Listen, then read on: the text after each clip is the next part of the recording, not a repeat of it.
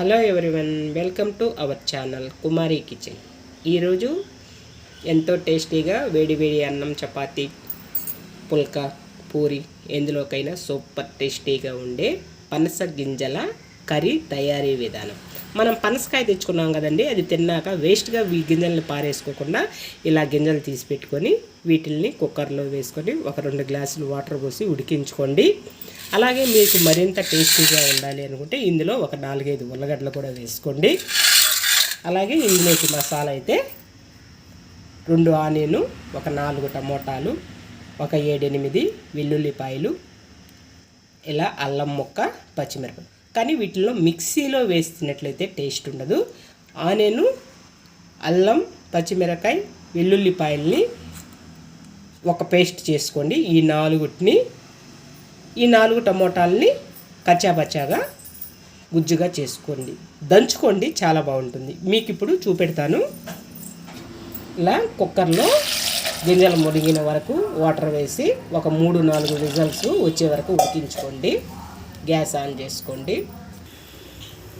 ఇప్పుడు ముందుగా gas on చేసుకోండి, కుక్కర్ని పెట్టుకోండి. పనస గింజలు వేసుకొని ఇందులో కొంచెం పసుపు, ఉప్పు వేసుకోండి. ఉల్లగడ్డలను కూడా ఇలా ఉడికించుకోండి.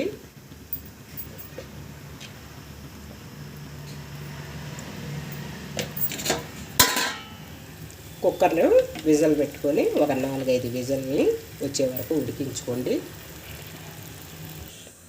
ఇప్పుడు ఇలా ఒక రోల్ తీసుకొని ఆనియన్స్ని బాగా ఇలా మనం రోట్లో చేసినట్లయితే కూర చాలా టేస్టీగా వస్తుందండి.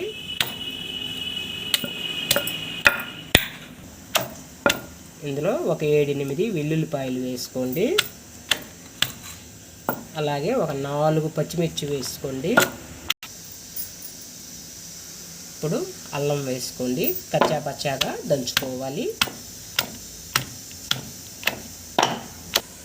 ఇలా మెత్తగా దంచుకోండి.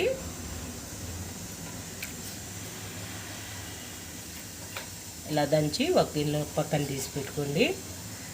ఇప్పుడు టమాటాలని కూడా కచ్చాపచ్చాగా పేస్ట్ చేసుకోండి.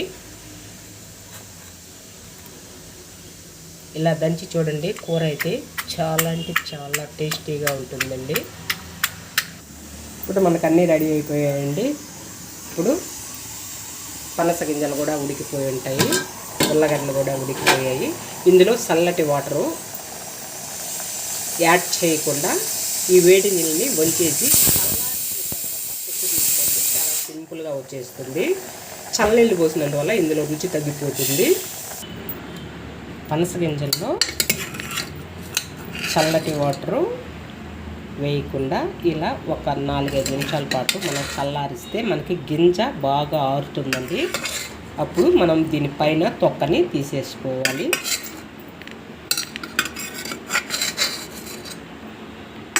వీటిని ఇలా ఆరబెట్టుకోండి.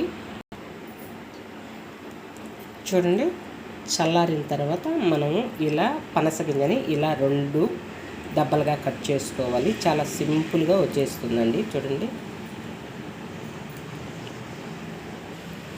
ముందుగా గ్యాస్ ఆన్ చేసుకొని ఒక పాత్ర పెట్టుకోండి. ఇందులో ఆయిల్ వేసుకోండి. ఆయిల్ బాగా హీట్ అవనివ్వండి.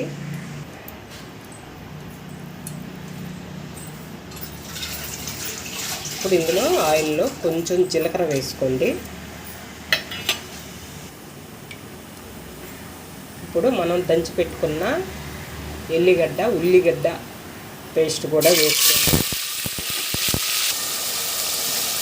మనము టమోటాని ఇలా పేస్ట్ చేసుకున్నాం కదండి, రోట్లో కచ్చాపచ్చాగా పేస్ట్ కూడా వేసుకోండి. అలాగే కరివేపాకు వేసుకోండి. ఇప్పుడు ఇందులో నుంచి ఆయిల్ బాగా సపరేట్ అయ్యేంత వరకు బాగా డ్రై అవ్వాలి ఈ మసాలా మొత్తం. చూడండి, మనకి ఆనియన్, టమోటాల నుంచి ఆయిల్ సపరేట్ అయింది కదండి. ఇప్పుడు టేస్ట్కి సరిపడిన ఉప్పుని వేసుకోండి. అలాగే ఒక 1/2 స్పూను పసుపు వేసుకోండి. మీరు స్పైసీగా తినేటట్లయితే మీ కారానికి తగ్గట్టు కారాన్ని వేసుకోండి. నేనైతే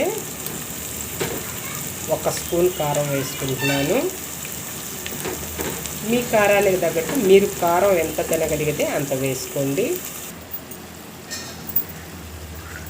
ఇప్పుడు కొంచెం పచ్చి బఠానీలు వేసుకోండి. అలాగే మనం ఉడికించి పెట్టుకున్న ఉల్లగడ్డలను కూడా వేసుకోండి. ఇప్పుడు ఉడికించి పెట్టుకున్న పనస గింజలను కూడా వేసుకోండి. ఇప్పుడు 1 గ్లాసు వాటరు వేసి ఉడికించండి. కర్రీ దగ్గర పడే వరకు. తర్వాత ప్రాసెస్ని ఎలాగో తెలుసుకున్నాము.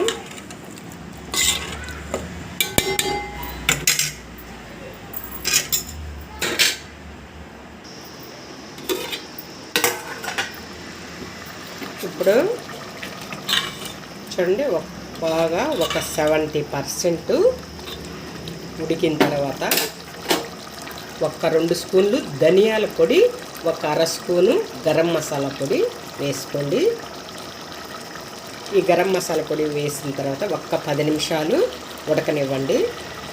కర్రీ మనకి కంపల్సరీగా పూర్తిగా ఉడికిన తర్వాత 10 నిమిషాల ముందు ఈ పొడిని వేసుకోవాలండి. అలాగే కొంచెం కస్తూరి మేతి వేసుకోండి. టేస్ట్ అదిరిపోతుంది. ఈ కర్రీ ఎందులోకైనా సూపర్గా ఉంటుందండి. ఇలా మీరు ఎప్పుడైనా చేశారండి? చేయకుండా ఇప్పుడే ట్రై చేయండి, చాలా బాగుంటుంది. పనస గింజల సీజన్ ఇప్పుడే కాబట్టి ఈ సీజన్లో ఈ కర్రీని చేసుకొని తిని చూడండి. మళ్ళీ మళ్ళీ చేసుకుని తినేలా అంత టేస్టీగా ఉంటుందండి. అలాగే ఫైనల్గా కొంచెం కొత్తిమీరని వేసుకోండి. 10 నిమిషాలు మగ్గనివ్వండి. అంతేనండి, పనస గింజలు ఉల్లగడ్డలు కర్రీ తయారైపోయింది. ఫైనల్గా కొంచెం కొత్తిమీర వేసుకోండి. ప్లీజ్ ఈ రెసిపీ మీకు నచ్చినట్టయితే లైక్ చేయండి, షేర్ చేయండి, సపోర్ట్ చేయండి. ఓకేనండి, మరొక రెసిపీతో మళ్ళీ కలుస్తాం. Okay, bye.